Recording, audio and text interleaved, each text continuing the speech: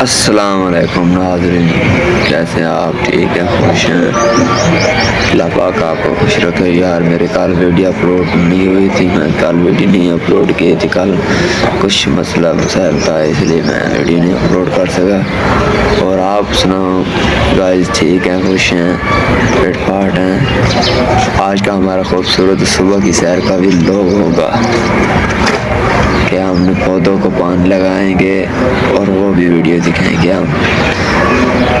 और गाइस आप लोग दुआओं में याद रखना। और ईद कब हो रही है, जुमेरात को या बुध को, आप लोगों ने बताना है इस वीडियो में, ताकि हम इंतज़ार कर सकें। ओके ना, अब चलते हैं, हम पानी शानी लगाते हैं पौधों को। और जो मैंने पौधे लगाए हुए हैं वो भी हम आपको दिखाएंगे।